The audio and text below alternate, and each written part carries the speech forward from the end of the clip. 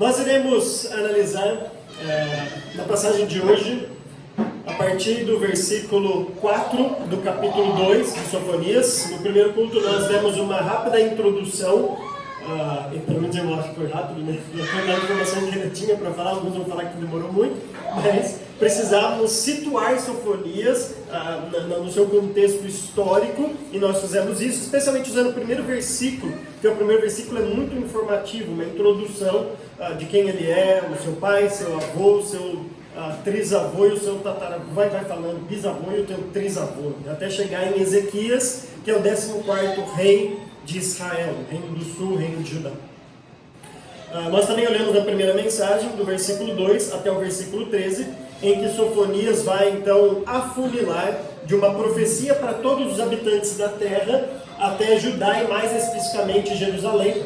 Isso por causa de 3 grandes pecados que eles estavam enfrentando ali, todos relacionados à idolatria. Tinha os assírios, que gostavam de ficar adorando as estrelas, os israelitas estavam fazendo isso também. Você tinha o culto a Baal, você tinha o culto a Moloque, todos eles então são denunciados aqui pelo profeta.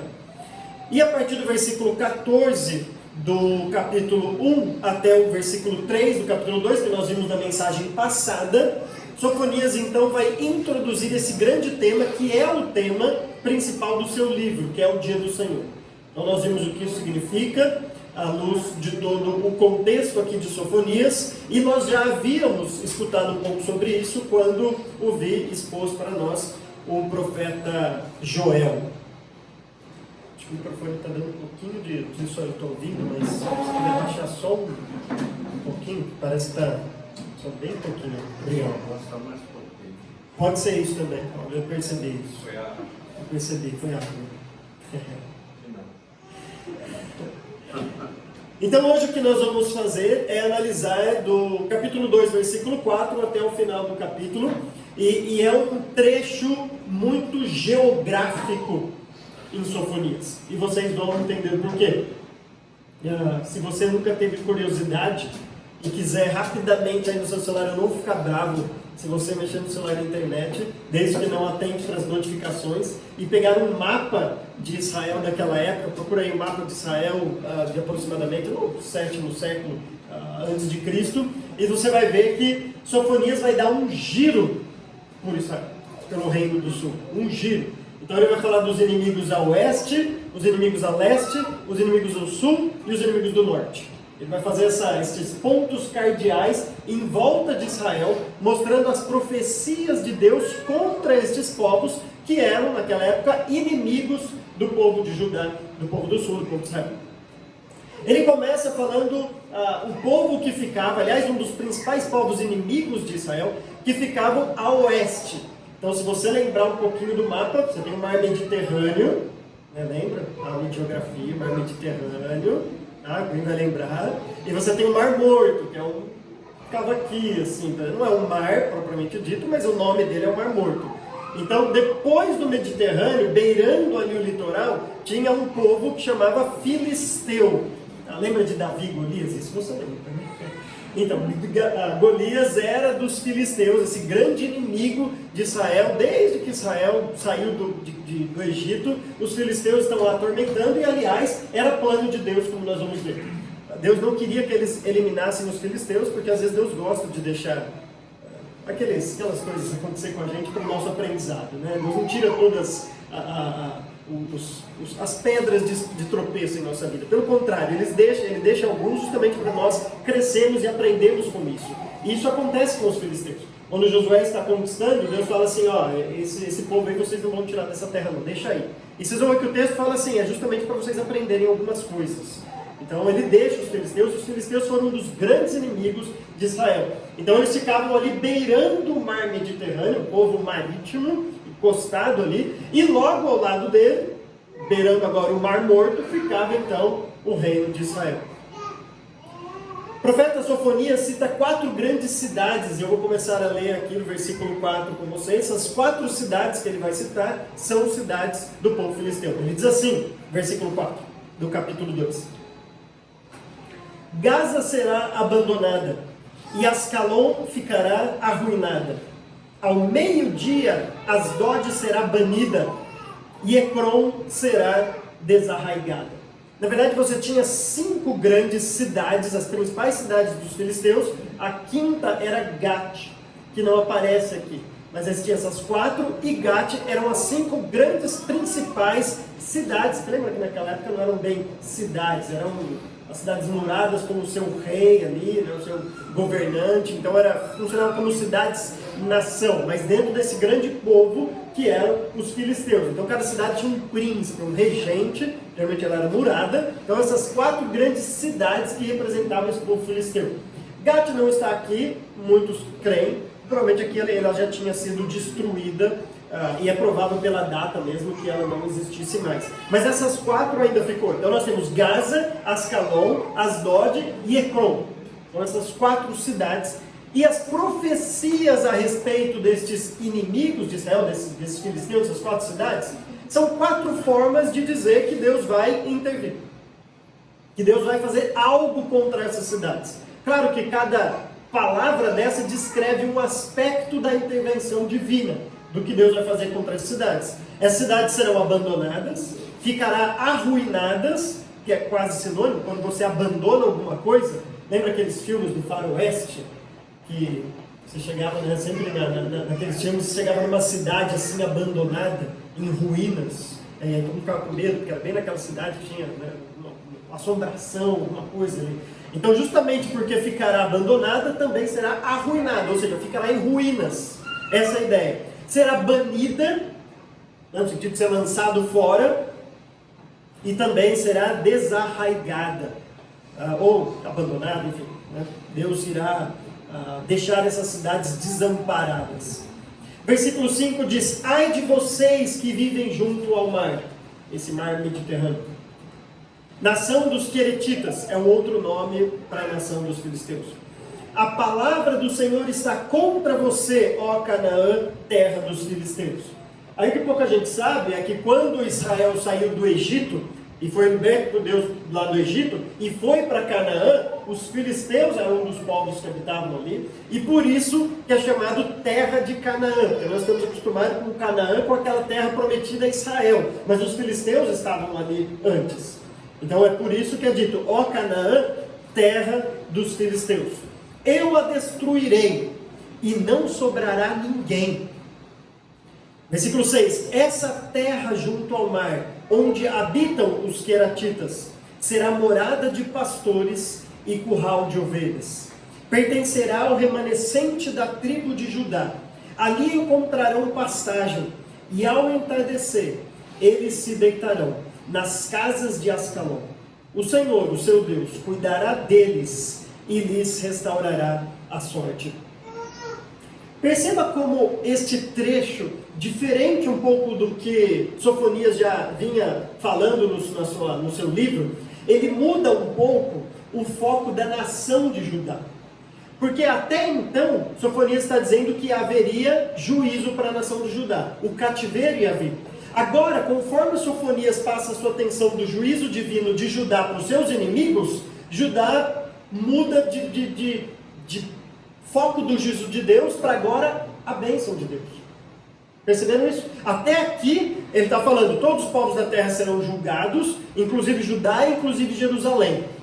Mas agora ele começa a falar dos povos vizinhos, e aí no versículo 7, pela primeira vez no livro, essa expressão vai acontecer 3 vezes nesse livro, que é uma das expressões muito importantes em toda a Bíblia. Versículo 7 fala, pertencerá ao remanescente da tribo de Judá.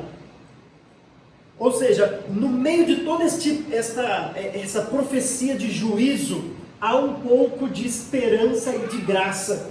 Porque o capítulo 2 tinha acabado de dizer que uma nação, Deus já tinha consagrado os seus convidados para a grande guerra, ou seja, a Babilônia já estava reservada para levar cativo o povo de Judá. Mas do nada, Sofonias diz, tem um tal de um restante aí do povo, de um remanescente. Ou seja, aqueles que estavam lendo pensam assim, bom, então nós não seremos dizimados. Alguns sairão, alguns passarão por esta prova. Não são todos, mas é este remanescente. Agora guarde essa palavra remanescente. Porque se você ler no Novo Testamento, especialmente a carta aos Romanos, você vai perceber que o Paulo vai dizer claramente que a atenção de Deus, o foco de Deus com o seu povo, sempre foi voltado para este remanescente. Então aqui, esta palavra significa aqueles que passariam pelos 70 anos de cativeiro e conseguiriam passar por isso e depois iriam reconstruir a nação de Israel. Mas em todo o Antigo Testamento e no Novo, essa expressão é usada como um Israel dentro de Israel. Aliás, é isso que o Romanos fala. Paulo fala, um Israel dentro de Israel. Porque quando Deus fez alianças com o povo, se você lê o Antigo Testamento, você fala assim, espera aí, ok, Deus fez aliança com o povo de Israel, mas o povo que se afastava de Deus. E Deus mandava juízo, mandava destruição. E quando as pessoas achavam que estavam sozinhos, lembra Elias? Que falava assim, Deus, só sobrou eu temente ao Senhor aqui. Deus fala, não, eu reservei 7.000 que não dobraram os joelhos a Baal. Esse é um remanescente. É um Israel dentro de Israel. Porque não é o fato, Paulo vai deixar isso bem claro lá em Romanos, não é o fato da pessoa ter sangue de judeu correndo na veia que ele seria salvo. Não é só ele nascer no povo judeu que ele era salvo. Ele precisava crer nas promessas de Deus. Ele precisava viver de fato como um judeu. É por isso que um dos mandamentos é, não diga o nome do Senhor teu Deus em vão. Tem gente que acha, e o judeu achava, que não podia pronunciar a palavra Yahweh. Então eles nunca falam Yahweh, que é o nome de Deus. Eles não falam isso, Yahweh. Até hoje eles não falam. Eles leem, quando está passando pelo nome de Deus, eles leem Adonai, que é Senhor. Então eles não pronunciam Yahweh, porque para eles é um nome impronunciável. Mas isso é um jeito muito farisaico de olhar para a lei. Assim como os fariseus gostavam de fazer, né? de criar essas regrinhas. Colocar o nome do Senhor Deus em vão não é aqueles que falam assim, Deus, o que eu faço? Você está usando o nome de Deus em vão. Não é isso. É você levar o nome de cristão, é você dizer, eu acredito em Deus, mas isso não tem diferença nenhuma na sua vida. Você está carregando o nome de Deus em vão. Era isso que o povo de Israel fazia. Mas sempre teve um Israel dentro do Israel. Um remanescente, que é que Sofonias está dizendo.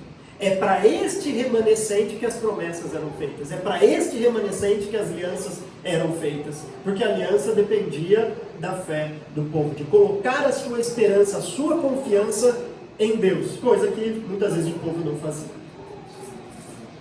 Então pertencerá o remanescente da tribo de Judá.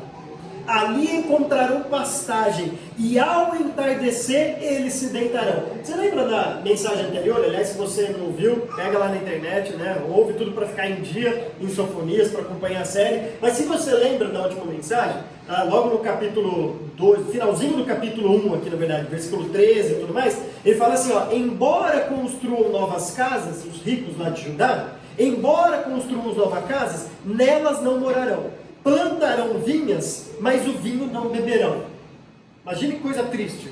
Você faz um financiamento da sua casa, você paga lá 5.000 todo mês para construir a casa dos seus sonhos, mas você não vai morar nessa casa. Aí você planta uma vinha, espera, o vinho demora muito tempo para ficar pronto, né? Não é assim, você põe lá e já está pronto. Você põe lá nos barris, espera envelhecer o vinho. A hora que você vai vir outro povo vai beber o seu vinho. Você vai fazer tudo, mas você não vai usufruir disso. Agora, olha como muda o foco. Agora ele está dizendo, quando o meu juízo vier sobre os filisteus, aí é a vez de vocês pastarem em campos que vocês não cuidaram. Aí é a vez de vocês tomar posse desta terra. Perceba a inversão? O cativeiro, vocês vão ser tirados da terra de vocês e não vão usufruir daquele trabalho. Mas há uma palavra de graça no meio disso tudo. Há uma palavra de esperança. E essa esperança é, um dia vocês vão tomar posse de uma terra que também vocês não cultivaram. Ali encontrarão pastagem. E ao entardecer, eles se deitarão nas casas de Ascalon, esta cidade. O Senhor, o seu Deus, cuidará deles e lhes restaurará a sorte. Se você gostaria de saber assim, o propósito de Deus para os filisteus, para esse povo, e qual foi o grande problema de Israel com esse povo, dá uma olhada primeiramente em Juízes. Volta ali para Juízes capítulo 3. Olha que interessante o que Deus faz com o povo de Israel. Juízes capítulo 3, a partir do versículo 1. Olha que interessante. Juízes 3, capítulo 3, a partir do versículo 1. São estas as nações que o Senhor deixou para pôr à prova todos os israelitas que não tinham visto nenhuma das guerras em Canaã. Deus deixou algumas nações, então vocês não vão tirar todas as nações dessa terra. Deus deixou algumas. Para quê? Para colocar o povo de Deus à prova. Versículo 2. Fez isso apenas para treinar na guerra os descendentes dos israelitas, pois não tinham tido experiência anterior de combate.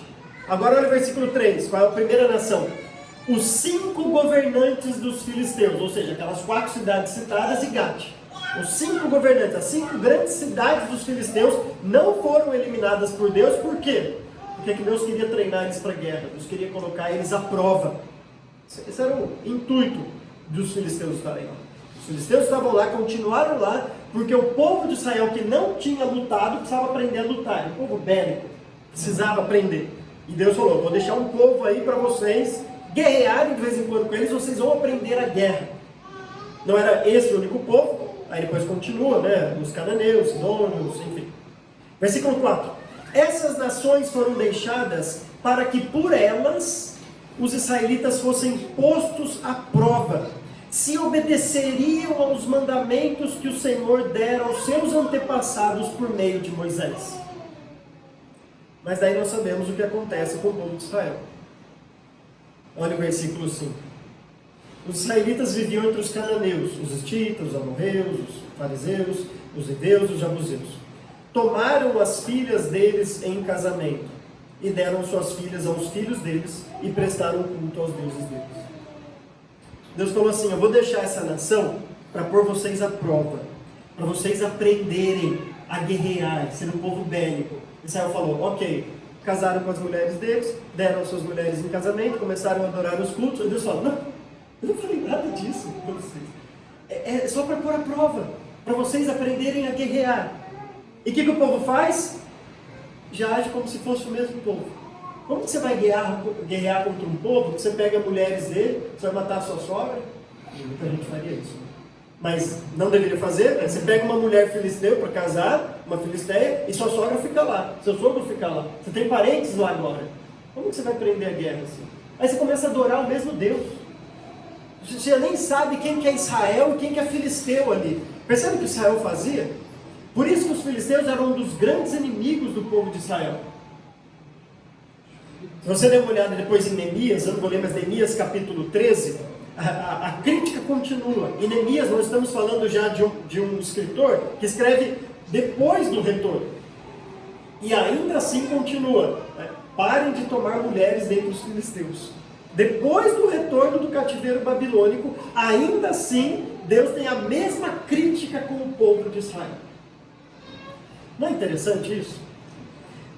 Isso é interessante para a gente, porque Deus está aqui colocando uma profecia contra os inimigos de Israel. Os inimigos de Israel. E Deus deixou muito claro que tinha deixado eles ali para colocar à prova, para eles se fortalecerem, virarem um povo cascudo, sabe? Saber a guerra. Percebe a relação com a nossa vida? Percebe? Um dia você vai estar num lugar que você não vai ter problema nenhum, se você é salvo em Cristo Jesus. Você não vai ter problema nenhum. Você vai para um lugar chamado céu que não vai ter dificuldade, não vai ter problema, não vai ter tristeza, não vai ter choro, não vai ter nada. Mas esse dia não chegou ainda. Aí você pergunta: por que Deus não tira tudo aqui na terra então? Por que Deus não elimina logo aqui na terra? Eu fui salvo por Deus. Aliás, tem gente que prega isso, né? Vem para a nossa igreja que vai acabar seus problemas, né? Vira cristão que fica tranquilo, só vai dar tudo certo na sua vida, e se não der, porque você está em pecado ainda, não? Mas por que Deus não tira então essas dificuldades? Deus não quer te ensinar a guerrear, né, como o povo de Israel, porque nós vivemos em outra época, nós somos povos bélicos, mas Deus quer te ensinar a guerrear a carreira cristã. O que Paulo fala: eu lutei o bom combate. Então Deus deixa essas coisas em nossas vidas, um dia vão ser tiradas, como uma profecia aqui. Um dia vão ser isoladas, um dia elas vão passar, um dia isso vai tudo ficar. Mas por enquanto, Deus não tira. Só que o que você vai fazer diante disso? Você pode lutar contra isso. Você pode lutar contra essas provações, essas tentações, o inimigo que assola as nossas vidas. Ou você pode casar, pegar uma filha dele no casamento, começar a adorar os mesmos deuses e já não há mais diferença nenhuma entre o cristão e aquelas dificuldades, aquilo que está no mundo. E aí nós tomaremos o nome do nosso Deus em vão. Então essa é a primeira profecia. Ele está olhando para o reino, para o oeste, né? Deixa eu virar para vocês aqui, né? Para o oeste, o mar Mediterrâneo, o povo filisteu e o povo de Israel. Ele está a oeste. Eu não vou, não são minhas palavras, para vocês não ficarem bravos comigo, as palavras do C.S. Lewis em Crônicas de Nárnia, que eles falam lá que mulheres nunca foram muito boas em coordenadas. Mas não fiquem bravos comigo, é o C.S. Lewis que fala nas Crônicas de Nárnia. Na verdade é o Eustáquio que fala para Gil Pobre, né? As mulheres nunca foram muito boas com coordenadas geográficas, né? Mas foi ele. Bom, se você encontrar ele no céu, você briga com o C.S. Lewis lá no céu. Versículo 8. Ouvi os insultos de Moabe e as zombarias dos amonitas, que insultaram o meu povo e fizeram ameaças contra o seu território. Agora ele está falando de dois outros povos, Moabe e Amonitas, ou o povo de Amon, que ficavam a leste. Para vocês, né? Tem o mar Morto, ficavam a leste, atravessando o mar. Atravessando o mar ficavam esses dois povos. Esses dois povos, essa profecia é muito curiosa, porque quando você lê essa profecia, você logo vai lembrar do surgimento dos dois povos. Se você se lembra de onde surgiram esses dois povos, tinha um personagem, sobrinho de Abraão, chamado Ló, que vivia numa cidade chamada Gomorra, Sodoma e Gomorra, aquelas duas cidades da história que você conhece. E aí, 3 anjos chegam até Jesus e 2 anjos chegam até Abraão, 2 descem para salvar Ló de lá, um fica lá negociando, Abraão fica negociando com ele, né? Você vai destruir a cidade, se tiver tantos justos e tal, mas falou, bom, vai ter que ser destruída. A mulher de Ló, toda criança sabe que cresce em igreja, sabe que olhou para trás e tudo mais, virou uma estátua de sal. E o que as filhas de Ló pensam? Cadinho do nosso pai, ficou sem descendente agora porque sua mulher faleceu. A gente também não tem ninguém, não tem marido, não tem ninguém, estamos ficando velhos já, passando da idade. Vamos embebedar nosso pai e ter filhos com ele. Olha que brilhante ideia. Surgiram 2 povos que foram grandes inimigos de Israel: Moabe e Amon, os moabitas e os amonitas. Então esses povos ficavam a leste do Mar Morto. Ouvi os insultos de Moabe e as zombarias dos amonitas, que insultaram o meu povo e fizeram ameaças contra o seu território. Por isso, versículo 9, juro pela minha vida, declara o Senhor dos Exércitos, o Deus de Israel, Moabe se tornará como Sodoma, e os amonitas como Gomorra. Não tem como a gente não lembrar do surgimento desses povos. E mais ainda, olha só, um lugar tomado por ervas daninhas e poços de sal. O Mar Morto tem essa característica justamente pela grande quantidade de sal que existe. E foi exatamente o sal que acometeu ali a mulher de Ló. Aliás, tem umas teorias muito interessantes de por que ela virou sal, mas não vem ao caso aqui, né? Mas ela... E aliás, já acharam, depois se quiser pesquisar na internet, acharam já escavações de Sodoma e de Gomorra, isso já está comprovado na arqueologia de que essas cidades existiram. E nas escavações, eu tenho fotos disso no meu computador, nas escavações acharam grandes pedras assim, e quando abriram essas pedras tinha um monte de pouquinho de sal lá dentro, bolinhos de sal dentro dessas pedras, cheio daquela cidade tinha sal, provavelmente por alguma coisa que aconteceu, ou o rio, o Mar Morto que levava esse sal para lá. Uma desolação perpétua. Olha mais uma vez a expressão agora de esperança e de graça. O remanescente do meu povo o saqueará. Os sobreviventes da minha nação herdarão a terra deles. Perceba que, numa profecia de juízo da ira do Senhor, agora vem essas palavras de esperança. Mais uma vez, o remanescente tomará posse das terras a oeste, o remanescente tomará posse das terras a leste.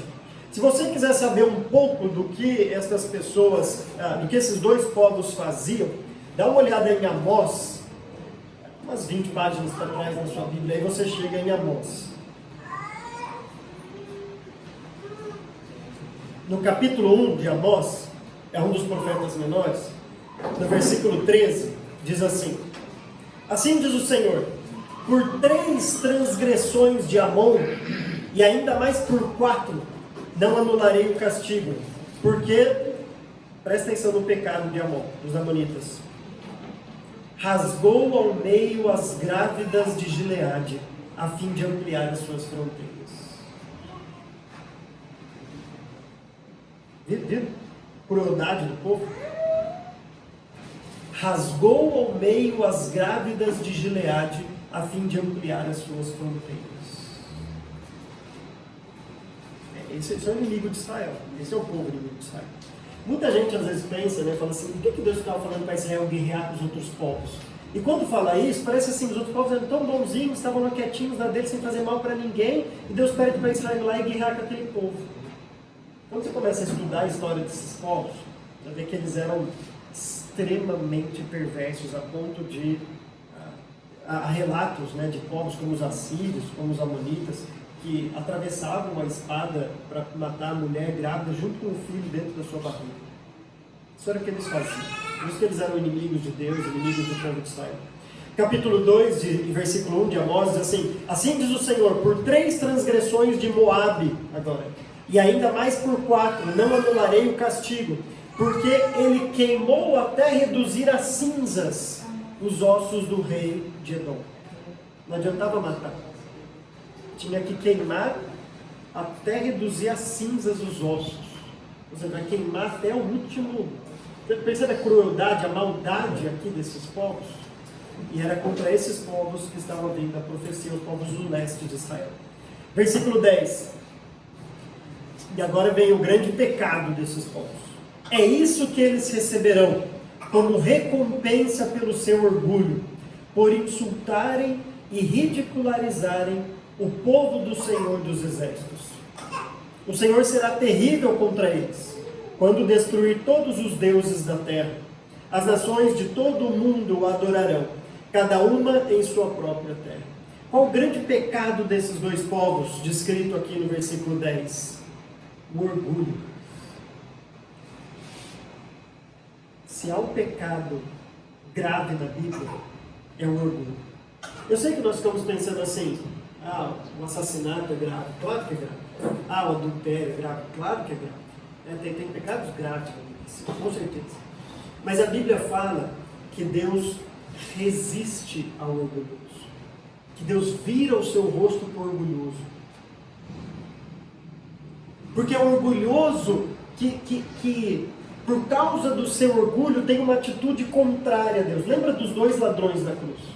Os 2 cometeram pecados gravíssimos a ponto de serem julgados e mortos numa cruz, que era a pior morte que tinha. A morte de alguém que devia ser humilhado, tamanha a sua vida de crimes que ele tinha cometido. Um manteve o seu orgulho até o final. Assim, eu não desço do meu pedestal, eu estou aqui numa cruz, sofrendo, mas ele está lá insultando a Jesus Cristo ainda no final. E o outro, finalzinho do sopro da sua vida, ele desce do seu pedestal de orgulho e fala assim: Jesus, lembra-te de mim quando entrares no seu reino. Interessante que Sofonias vai dizer aqui que o orgulho faz as pessoas insultarem e ridicularizarem o povo do Senhor dos Exércitos. E foi exatamente isso que o ladrão na cruz fez. O seu orgulho levou a insultar e ridicularizar Jesus Cristo quando ele estava na cruz. O orgulho faz com que nós rejeitemos os ensinamentos bíblicos. Eu já falei isso aqui, inclusive nessa série, mas é justamente o orgulho que faz com que você pense assim: ok, a Bíblia faz isso, mas eu tenho uma ideia melhor de como fazer as coisas. Eu tenho maneiras mais sábias de conduzir o meu negócio do que a Bíblia. Eu tenho maneiras melhores de criar os meus filhos do que a Bíblia fala.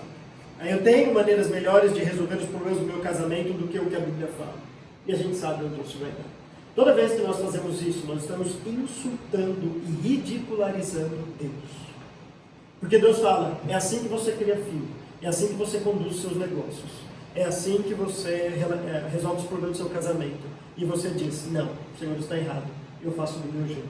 Você está ridicularizando Deus, falando que Ele disse uma coisa que está errada. Percebe? Por que Deus rejeita o orgulhoso? Não tem como ter salvação com o orgulhoso. Porque a salvação precisa de você crer, confiar realmente nas palavras da Bíblia. Como que o orgulhoso vai confiar na Bíblia? Se ele acha que ele tem jeitos melhores para ser salvo.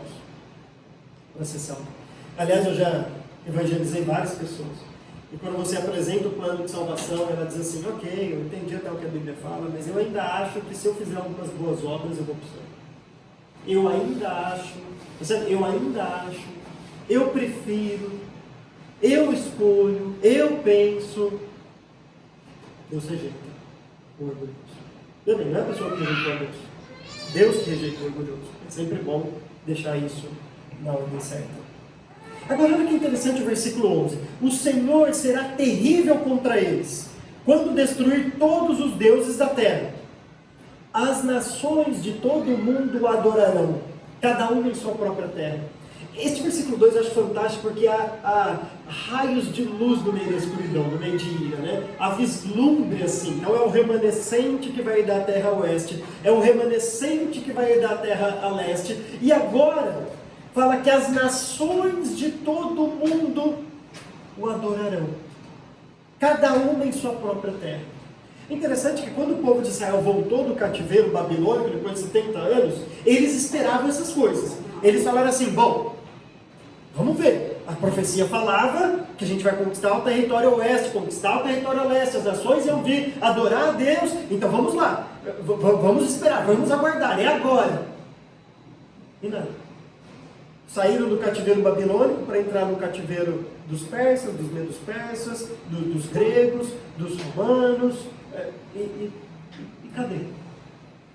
Isso levou e conduziu a alguns judeus dessa época, entre o Antigo Testamento e o Novo, a alegorizarem um pouco o Antigo Testamento, dizendo assim, bom, talvez, não é bem isso que Deus tinha falado aqui. Um deles era filho judeu, que gostava de florear no Antigo Testamento, porque assim, a profecia não se cumpriu. Se a profecia não se cumpriu, bom, talvez Deus tenha falado outras coisas. Mas eles esqueceram que logo depois vinha o Novo Testamento. Lembra que Paulo fala assim? Calma, 2 Tessalonicenses, o dia do Senhor ainda não chegou. Ou seja, calma. Isso ainda vai acontecer. O retorno do cativeiro é só um prenúncio de algo fantástico que vai acontecer para frente. Agora, nós vivemos numa época em que os teólogos dizem, né, do já e do ainda não. Porque é interessante, foi Jesus Cristo morrer e ressuscitar, que ele diz, bom, agora para os discípulos, vão e preguem a todos, façam discípulo de todas as nações. E hoje você tem cristão em todas as nações. Todas as nações. Mas não é isso que a profecia está dizendo. A profecia está dizendo que as nações de todo mundo o adorarão. Hoje, a diferença, hoje você tem cristãos espalhados em todas as nações. Às vezes a gente não pode saber que eles estão. Eu tenho amigos que mandam um relatório às vezes e falam assim, ó, por favor, não divulguem isso em redes sociais e tudo, porque se descobrirem que eles estão lá, eles são deportados. Onde eu conheço, eles são deportados. Os meus amigos, né? Nenhum morreria se descobrisse que era cristão. Mas nós sabemos que tem país que a pessoa morreria se descobrisse que era cristão. Mas não é isso que a profecia está dizendo. A profecia não está dizendo que vai ter um cristão escondido no meio de um povo lá que se descobrir que ele é cristão. A profecia fala que as nações de todo mundo o adorarão, cada uma em sua própria terra. Isso um dia vai acontecer, só nós aguardamos. O versículo 12, agora ele volta a sua atenção para o sul. Então ele já foi para o oeste, para o leste, agora ele vai para o sul. Vocês também, ó etíopes. Bom, nós sabemos, a Etiópia acho que é mais fácil para a gente saber, né? A Etiópia fica lá no sul de Israel. Serão mortos pela minha espada. Agora só fala isso da Etiópia.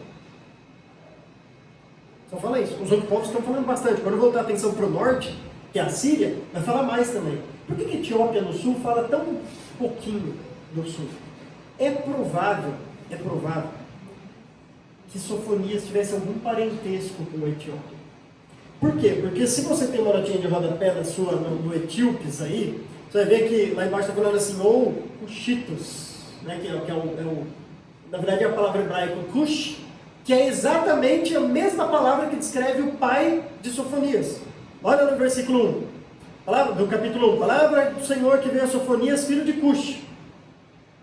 É bem provável que esse Cush aqui fosse alguém vindo daquela terra, ou depois de Ezequias vem vindo lá, né, porque tem o Josias que era o rei, e Sofonias era primo dele. Talvez o pai dele ou a mãe dele era de lá e se casou com esse Cush, alguma coisa assim. Mas no meio do caminho ali, uma parte da família, e essa palavra Cush significa de pele escura, uma parte da família ficou com a pele mais escura. E talvez por isso Sofonias deixa claro que não, eu também sou descendente de Ezequias. Eu tenho a pele mais escurinha, mas ó, eu sou de Ezequias também, assim como o rei, que provavelmente tinha a pele um pouco mais clara. Embora o judeu não era, como a gente vê nos filmes de Hollywood, né, Jesus loiro, de olho azul, isso não era um judeu, mas judeu não era negro também. Então, talvez é por isso que Deus tenha poupado Sofonias da profecia contra alguns do seu próprio povo, pelo menos os parentes distantes no Reino do Sul. Então só diz, vocês também, ó etíopes, cuxitas, serão mortos pela minha espada. Ponto final. Assim, coitado, deixa ele. Versículo 13, ele volta agora a sua atenção para o norte. Então, vamos sair craque de geografia aqui. No oeste de Israel ficavam os filisteus, a leste de Israel ficavam os edonitas, os amonitas, o reino os moabitas e os amonitas, né? O Edom ficava um pouquinho mais para baixo ainda. Etíope ficava para o sul, a Síria ficava para o norte. Esses eram os inimigos. E aí a profecia diz assim, ele estenderá a mão contra o norte, versículo 13, e destruirá a Síria, deixando Nínive totalmente em ruínas, tão seca como o deserto. No meio dela se deitarão rebanhos, e todo tipo de animais selvagens, até a coruja do deserto e o mocho se empoleirarão no topo de suas colunas. Seus gritos ecoarão pelas janelas. Haverá entulho nas entradas e as vigas de cedro ficarão expostas. Este versículo 14, a NVI deu uma bela de uma ajudada na leitura, porque eu sei, você gosta do RA, não gosta? Eu sempre falo do William, né? Está com o RA aí hoje? Tá? Então lê para mim esse versículo 14, William, na RA. Vê se você entende alguma coisa aí. No meio dessa cidade repousarão os rebanhos, todos os animais em bandos. Alugar-se-ão nos seus capitéis, assim o pelicano como o ouriço. A voz das aves retirará das janelas. O montouro estará nos limiares, porque já lhe arrancaram madeiramente do céu. Isso. Você tem como chama os capitéis, limiares, como que é? Montouro. Tá vendo? Aí ele vendeu uma. Capitéis eram o topo dessas colinas. Né? Esses animais descritos aí, sempre quando a Bíblia descreve um animal, os nomes não são extremamente exatos como o que nós temos hoje. Então, por exemplo, o Antigo Testamento vira e mexe fala da águia, subirão como a águia, e todo mundo pensa naquela águia americana, não tinha lá em Israel daquela águia. Provavelmente era um abutre, mas se você colocar um abutre ali fica feio o texto, né? Então o pessoal põe águia, subirão como águia, aí você pensa naquela animal, mas não tinha aquela águia americana lá em Israel. Então a descrição nem sempre é tão precisa assim. É provável então que, aí já falou isso, mas ficar em cima de uma coluna, então aquela palavra em hebraico que descreve aquele animal, você pensa assim, que animal será que é esse? Porque naquela época, há 2.700 anos, era esse nome que dava. Mas não tem ninguém vivo de lá, precisa saber assim, que animal está descrevendo aqui. Hoje a palavra é outra, então, alguns falam mocho, que é um tipo de coruja, outros ouriço, que é tipo porco-espinho, né, o famoso porco-espinho. Mas é assim, a ideia mesmo é animais selvagens que não habitariam numa cidade, pelo menos não tomariam conta da cidade, agora vão estar lá, porque a cidade está em ruínas. Este amontoado é um lugar onde põe o lixo, é um lugar onde deixa o lixo, enfim, aí às vezes dá uma facilitada na nossa leitura aqui. Versículo 15: essa é a cidade que exultava, vivendo despreocupada, e dizia para si mesma: eu, e mais ninguém. Que ruínas sobraram! Uma toca de animais selvagens. Todos os que passam por elas zombam e sacodem os pulos. Eu e mais ninguém. Perceba o que o orgulho faz? O orgulho faz com que a pessoa diga eu e mais ninguém. Primeiro eu, segundo eu e terceiro eu também. Como diria uma música, não vou lembrar o cantor agora dessa música, mas tem uma música que fala primeiro eu, segundo eu e terceiro eu também. Depois eu pego o nome da música para vocês. Mas é isso que o orgulho faz. Eu e mais ninguém. Ou seja, o mesmo pecado de Moabe e de Amon é descrito aqui agora também no reino da Síria. Eu e mais ninguém. É provável que o texto aqui descreve ou utiliza um estilo literário que em passagens proféticas como essa nós chamamos de um passado profético. Porque a Síria foi destruída em 612, ou seja, estava bem próximo, talvez 10 anos, uns 20 anos antes de escrever isso. Mas perceba que o texto já fala do passado.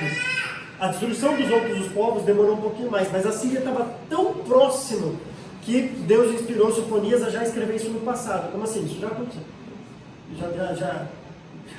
Já pode se preparando aí, porque isso vai acontecer. É certo isso. Então, que ruínas sobraram? Na verdade, a cidade ainda estava lá, Nínive ainda estava lá, inteirinha. Mas o profeta já estava vendo as ruínas da cidade, porque aquilo lá ia acontecer pouco tempo. Uma toca de animais selvagens. Animais que geralmente não habitariam numa cidade como essa, agora estão lá, tomando conta de onde tinha gente, onde tinha pessoas. O que um texto desse tem a nos ensinar? Um texto em que Deus está falando sobre o dia da sua ira contra os inimigos de Israel, e você percebeu que os pontos cardeais ali, oeste, leste, sul, depois o norte, na verdade é só uma maneira de falar de toda a terra. Aliás, quando nós falamos dos pontos cardeais, norte, sul, leste, oeste, os 4 cantos da terra, o que nós estamos falando? Da terra toda. É uma maneira de usar da parte pelo todo, né? Porque gosta de figura de linguagem. Está dizendo, são esses inimigos de Israel, mas na verdade o que Sofonias está dizendo é que um dia Deus vai fazer justiça sobre toda a terra. Então isso é só para ilustrar que Israel tinha inimigos ao norte, no sul, no oeste e no leste. Mas que na verdade Israel tinha inimigos. E não era Israel que tinha inimigos. Deus tinha inimigos. Lembra que eles zombavam de Deus, eles blasfemavam contra Deus. E eu vou te dizer uma coisa: Deus continua tendo inimigos. Agora, não é inimigo como nação, como era naquela época. Não é Edom, Moabe, Amon, Filisteus, não é isso. Não é esse tipo de inimigo. Os inimigos descritos na Bíblia, quando você olha lá para Gênesis, depois que Adão pecou e tudo mais, Deus fala assim, vou colocar uma inimizade, Deus está falando para a serpente, entre ti e a mulher, entre a tua descendência e a descendência dela. Deus fez 2 grandes descendências. O mundo se divide em 2 grandes grupos. Aos salvos, descendência da mulher, e aos não salvos, descendência da serpente. E é triste dizer, mas sabe o que a Bíblia fala? Que Deus está irado contra aquele que não é salvo. A gente gosta de um evangelho assim meio florido, meio cor-de-rosa, né, meio bonito, assim, para dizer assim, Deus ama todo mundo. No fim das contas, Deus vai dar um jeito, a gente é brasileiro. Deve ficar tranquilo, não é o que a Bíblia fala. Lá em Efésios capítulo 2, Paulo, relembrando a sua antiga vida, ele fala, como os outros que ainda estão nessa velha vida, éramos por natureza merecedores da ira de Deus. Sabe quem merece a ira de Deus? Inimigo de Deus. Os inimigos de Deus. Um dia Deus vai fazer justiça. Agora, uma notícia ruim e uma notícia boa. A notícia ruim é se você continuar inimigo de Deus pro resto da sua vida e morrer inimigo de Deus. Acho que não vai ser uma coisa boa para você. Eu sempre costumo imaginar isso, né? Imagina que você é inimigo de um dos maiores traficantes aqui de Ribeirão Preto. Você não ia sair de casa, aí você ia fazer uma quarentena daquela assim, trancada no seu quarto, 7 chaves, porque o cara ia te achar. Ele ia te achar. Ele ia. Fica tranquilo. Eles sabem se esconder, né? Tá aí o do rap lá, eles sabem, eles iam te achar. Fica tranquilo, eles iam te achar. Você não ia sair de casa com medo, porque o maior traficante te jurou de morte. Você não ia sair de casa. Ia ficar com medo de andar na rua e será que tem alguém me olhando, alguém que trabalha para ele olhando? E as pessoas estão numa relação de inimizade com Deus e vivem como se nada estivesse acontecendo. Você prefere ser inimigo de um traficante ou inimigo de Deus? E que é mais grave? Agora a notícia boa é que você não precisa ser sempre inimigo de Deus, desde que você seja salvo pela obra de Cristo na cruz. E aí nós passamos então a ser filhos de Deus, amigo de Deus. Deus muda este nosso relacionamento com Ele. Antes éramos inimigos, destinados à ira, frutos da ira. Agora não. Agora nós somos seus filhos. E mais, a Bíblia fala, nós somos amigos de Deus. Olha que mudança. E a segunda lição que eu queria tirar desse texto é: quando nós olhamos para o julgamento dos outros povos, isso não deve gerar em nós orgulho. E dizer assim, eu não vou ser julgado como esses povos. Porque senão você está caindo no mesmo pecado que está levando Deus a julgar todos esses povos. Você vai cair no mesmo pecado que eles. Não é isso que deve gerar em nós. Você fechou a sua RA, William? Abre aí. Que agora é a vez de eu levantar a bola da RA. Porque a NVI esconde uma partícula extremamente importante que ela não traduziu no comecinho do versículo 4. Foi o primeiro versículo que a gente leu. A NVI começa assim, ó, Gaza será abandonada. Como que a RA começa, William? Por que Gaza será abandonada? Esta partícula pequenininha, 2 letrinhas do hebraico, pequenininha. A NVI falou assim, acho que eu não preciso traduzir isso. Aí daí agora a RA acertou. Porque tudo isso está dizendo é por causa da mensagem de semana passada. Deus está falando assim, ó, Judá, toma cuidado. Porque... Percebe? Ele não está falando assim, ó, Judá, fica tranquilo, porque eu vou castigar seus inimigos. Não, toma cuidado, porque eu vou castigar seus inimigos. Ou seja, então depois eu vou atrás de você. Se você quiser olhar depois lá em 2 Pedro, um texto de 2 Pedro fala que Deus vai começar a julgar todas as coisas. E o julgamento de Deus começa pela casa de Deus. Quando nós olhamos e falamos, Deus vai fazer justiça, a gente pensa, ufa, estou livre. Estou livre? Como assim? Como assim está livre? O julgamento começa por nós. O julgamento começa por aqueles que mais têm informação. O julgamento começa pela casa de Deus. Então tudo isso foi escrito não é para você se orgulhar, porque foi exatamente esse o pecado que o profeta estava condenando. Pelo contrário. Tudo isso foi escrito para você, em humildade, mudar a sua vida. E se voltar para Deus. Que Ele nos ajude nisso. Amém? Amém.